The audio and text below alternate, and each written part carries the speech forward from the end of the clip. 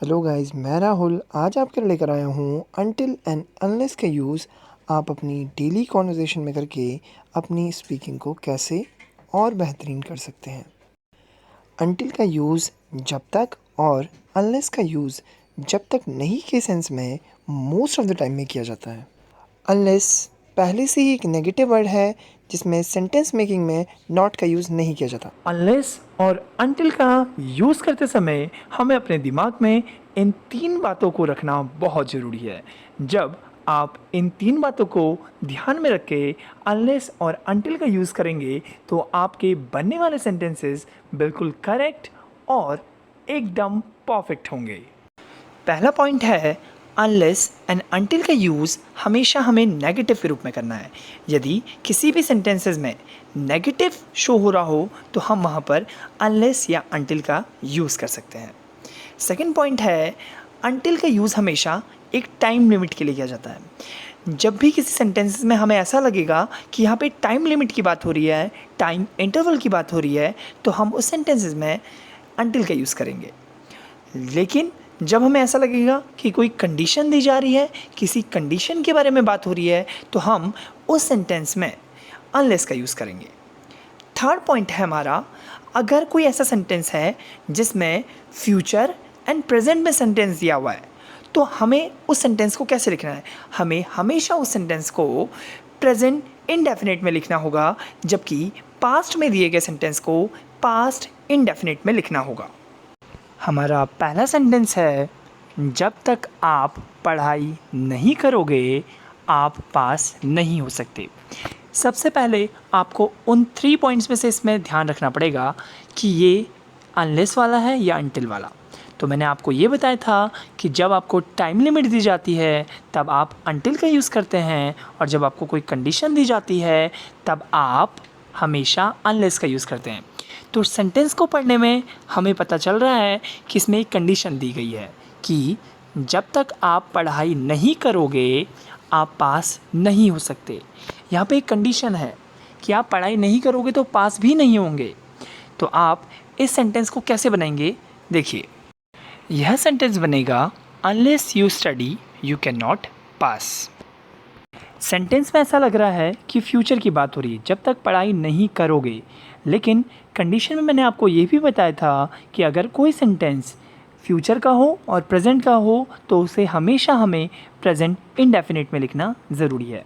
तो ये बहुत इजी है, जब तक आप पढ़ाई नहीं करोगे आप पास नहीं हो सकते को हम कह सकते हैं unless you study you can not pass. हमारा नेक्स्ट सेंटेंस है जब तक आप भुगतान नहीं करते हम आपके टिकट की गारंटी नहीं दे सकते। जब हमने इस सेंटेंस को पढ़ा तो हमें ऐसा लगा कि यहाँ पर भी कोई कंडीशन अप्लाई हो रही है। तो आप देख रहे हैं ना कि जब तक आप भुगतान नहीं करते, मतलब आपने कंडीशन दी कि आप भुगतान नहीं करते तो हम आपके टिकट की गारंटी भी नहीं देते, लेकिन आप अगर भुगतान कर देते हैं तो हम गारंटी देते हैं।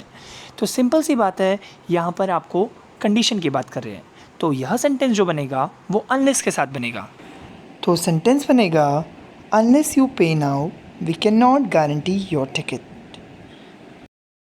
हमारा नेक्स्ट सेंटेंस है जब तक वह मेरा पैसे नहीं लौटाएगा मैं उसका चेहरा नहीं देखूंगा।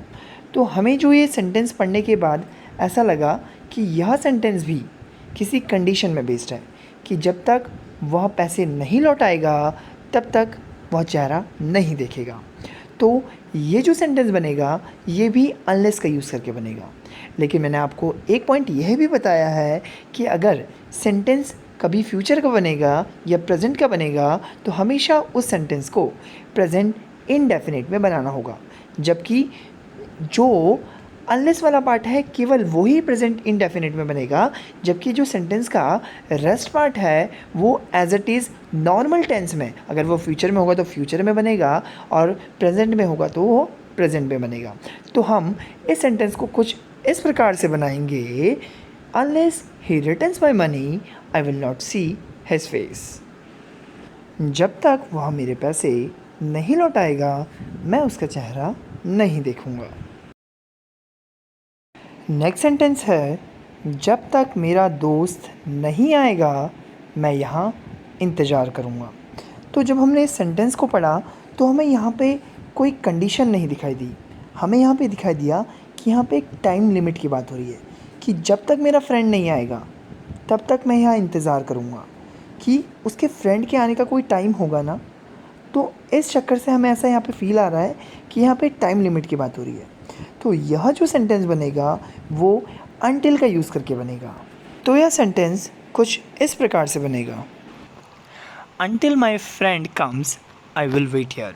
मैंने आपको यह पहले ही बता दिया है कि अगर कोई सेंटेंस फ्यूचर और प्रेजेंट में हो तो वह सेंटेंस हमेशा until के संग प्रेजेंट इंडेफिनिट में बनेगा।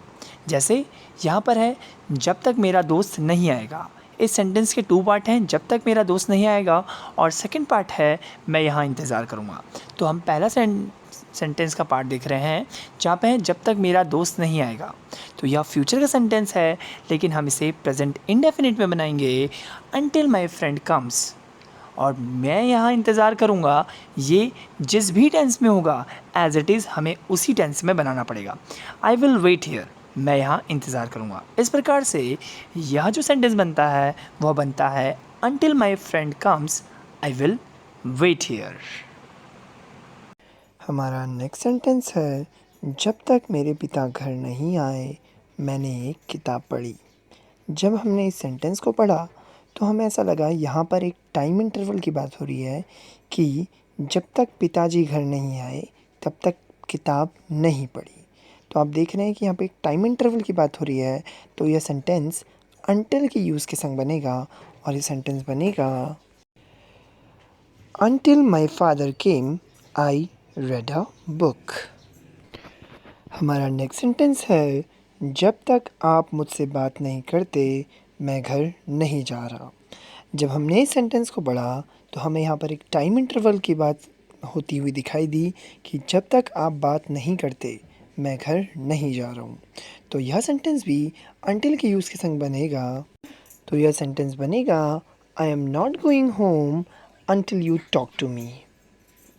स्क्रीन पर कुछ क्वेश्चंस दिखाई दे रहे हैं, आप इनको खुद बनाने की प्रैक्टिस कीजिए। ऐसे ही डेली कॉन्वर्सेशन सेंटेंस सीखने के लिए मेरे संग बने रहिए। Till then take care, see you next time.